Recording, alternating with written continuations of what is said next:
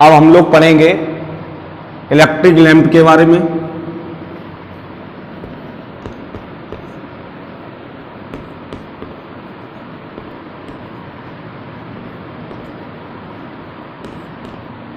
Electric lamp है क्या?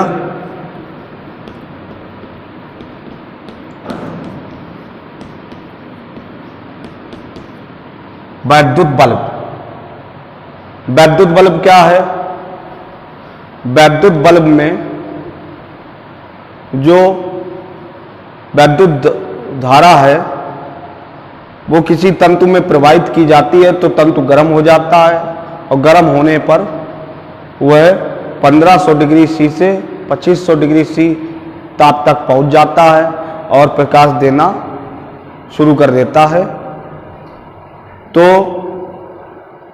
वैद्युत बल्ब जो है वो वैद्युत धारा के ऊष्मीय प्रभाव पर आधारित है।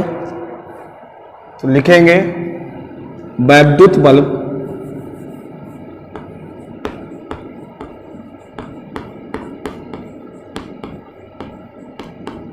वैद्युत धारा के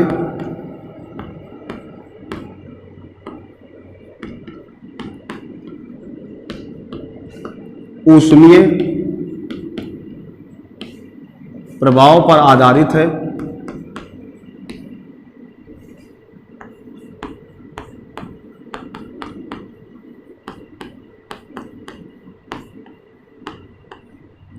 तंतु में जब विद्युत धारा प्रवाहित की जाती है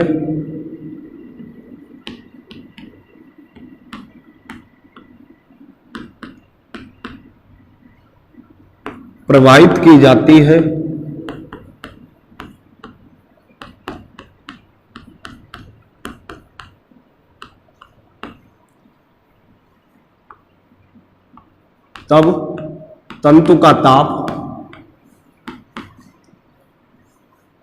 1500 डिग्री सी से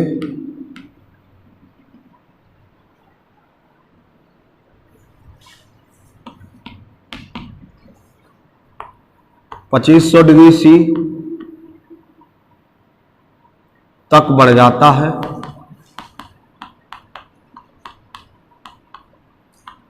कहने का मतलब यह है कि जब तंतु में विद्युत धारा प्रवाहित की जाएगी तो तंतु गर्म हो जाएगा और तंतु गर्म होने के पश्चात उसका ताप 1500 डिग्री सी से बढ़कर 2500 डिग्री सी हो जाएगा। जब यह स्थिति आ जाएगी तो तंतु प्रकाश देना शुरू कर देगा, अर्थात विद्युत बल्ब में प्रकाश उत्पन्न हो जाएगा। अब विद्युत बल्ब को बनाएंगे और उसके बाद उसकी रचना को देखेंगे।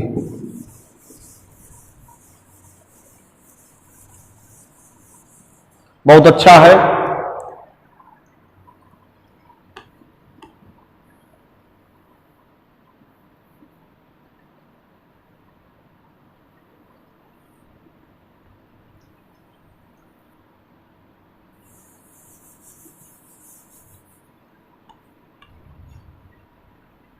ये ऊपरी हिस्सा है।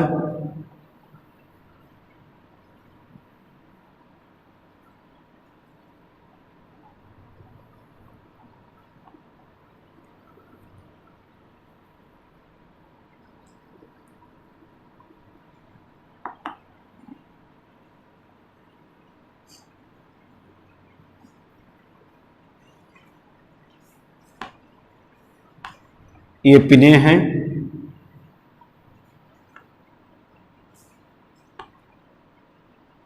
ये जस्ते के 2 टांके हैं।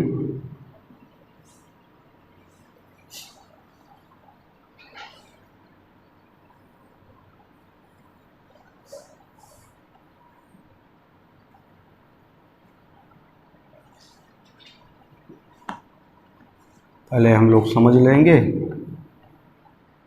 उसके बाद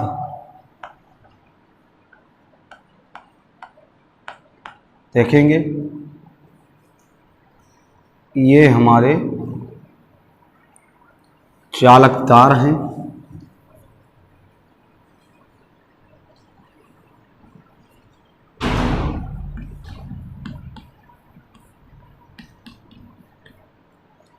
ये तंतु है।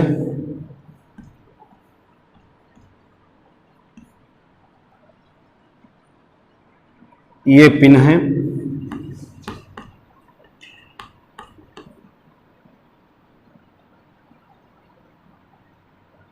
ये पीतल की टोपी है,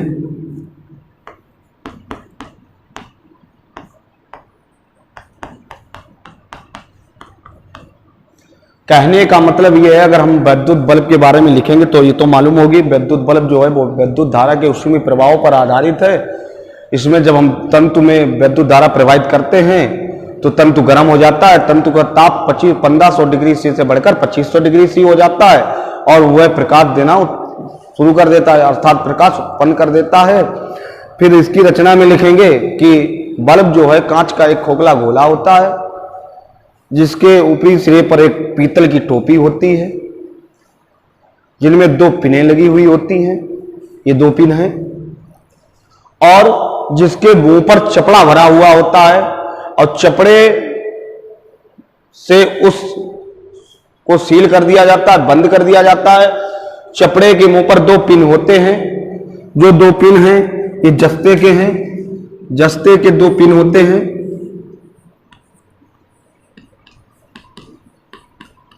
जस्ते के 2 पिन होते हैं।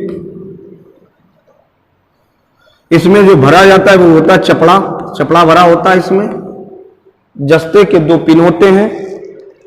अब जस्ते के 2 पिन होते हैं, उन पिनों में के द्वारा 2 मोटे तार हम बल्ब के अंदर एक कांच की नलिका के माध्यम से ले जाते हैं, एक कांच की नलिका के द्वारा ले जाते हैं और उन दोनों तारों को इस तरीके से ले जाते हैं कि वो आपस में एक दूसरे को स्पर्श ना करें। इन टांके के जो जस्ते के टांके होते हैं, इस टांके जो है उसमें क्या होता है कि जब 2 तारों को हम अंदर ले जाते हैं तो इन 2 तारों को इस प्रकार अंदर ले जाते हैं कि जो आपस में एक दूसरे से स्पर्श ना हो। उसके बाद बल्ब के अंदर एक टंगस्टन का बारीक तार होता है। जब बल्ब के अंदर एक टंगस्टन का बारीक तार होगा, वो बारीक तार जो होता है उसे तंतु कहते हैं। क्या कहते हैं? तंतु कहते हैं। ये जो बारीक तार दिया गया है ये क्या कहलाएगा? तंतु कहलाएगा। तो बल्ब के अंदर एक बारीक तार होता है, वो तार किसका होता है? टंगस्टन का होता है। वो टंगस्टन का तार जो है वो तंतु कहलाता है। क्या कहलाता है? तंतु कहलाता है। टंगस्टन का गलनांक सबसे उच्च होता है 3400 डिग्री सी। तो टंगस्टन का गलनांक कितना होता है? 3400 डिग्री सी। टंगस्टन का गलनांक 3400 डिग्री सी होता है। अब क्या है कि जब हम टंगस्टन को 2100 डिग्री सी से ऊपर ले जाते हैं ताप को, तो ये वाष्पित होने लगता है, इसके अंदर वाष्पीकृत होने लगता है। उस वाष्पीकृत के कारण टंगस्टन जो है वो कांच के जो खोखली गोला है इसके अंदर टंगस्टन है, इसकी जो दीवारें हैं इसमें टंगस्टन जब 2100 डिग्री सी से ऊपर जाता है तो वाष्पीकृत होने लगता है और टंगस्टन धीरे धीरे उन कांच के बल्ब की दीवारों पर जमने लगता है, जिसके कारण हमको धुंधला दिखाई देने लगता है। बल्ब कैसा दिखाई देने लगता है? धुंधला दिखाई देने लगता है। इसीलिए जो अच्छे बल्ब होते हैं, अच्छे बल्बों में हम निष्क्रिय गैसें भरते हैं और वो निष्क्रिय गैसें क्या करती हैं? वो निष्क्रिय गैसें उस वाष्पीकृत को होने से रोकती हैं और उसकी जो क्षमता है बल्ब की, जो टंगस्टन की क्षमता है उस क्षमता को बढ़ा देती हैं।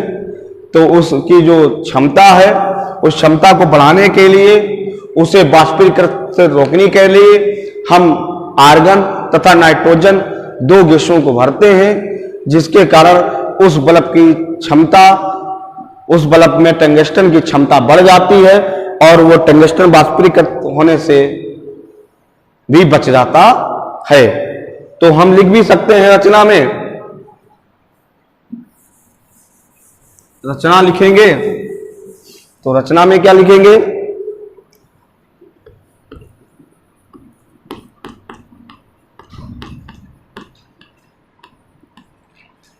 कंस्ट्रक्शन, रचना।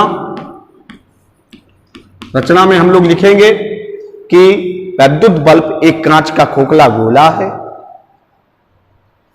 जिसके ऊपरी सिरे पर एक पीतल की टोपी लगी हुई होती है जिसमें 2 पिन होते हैं। पीतल की टोपी के मुंह पर चपड़ा बना हुआ होता है। चपड़े में 2 जस्ते के टांके होते हैं जिन टांकों के द्वारा एक मोटा तार बल्ब के अंदर कांच की नलिका द्वारा पहुंचाया जाता है। इस तार को इस प्रकार पहुंचाया जाता है कि ये आपस में एक दूसरे को स्पर्श ना करें। उस बल्ब के अंदर एक बारीक तार होता है, वो बारीक तार टंगस्टन का होता है जिसे तंतु कहते हैं। टंगस्टन का जो गलनांक होता है वो 3400 डिग्री सी होता है जो उच्च ताप पर होता है।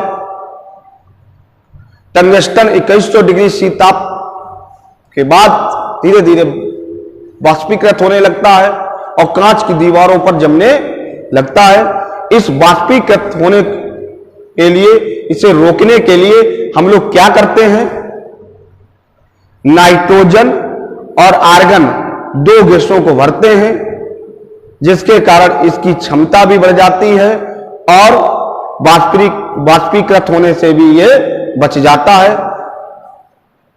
तो इसके लिए हमें क्या करना है, आज अपनी सुंदर राइटिंग में वैद्युत बल्ब को लिखेंगे। किलोवाट घंटे को बताया हमने, 1 किलोवाट घंटे का संबंध जूल से बताया। 1 किलोवाट घंटा बराबर 1000 वाट गुणे 1 घंटा। 1000 वाट को हम जूल प्रति सेकेंड भी कह सकते हैं। तो 1000 जूल प्रति सेकेंड गुणे 60 मिनट। 1 मिनट में 60 सेकेंड होते हैं तो 60 गुणे 60 गुणे 1000, 36 गुणे 10 की घात 5। एक अंक दशमलव हम पहले लाएंगे तो 3.6 गुणे 10 की घात 6 जूल, अर्थात 1 किलोवाट घंटा बराबर 3.6 गुणे 10 की घात 6 जूल होता है। इन दोनों को बहुत अच्छी तरीके से पढ़ेंगे और समझेंगे। धन्यवाद।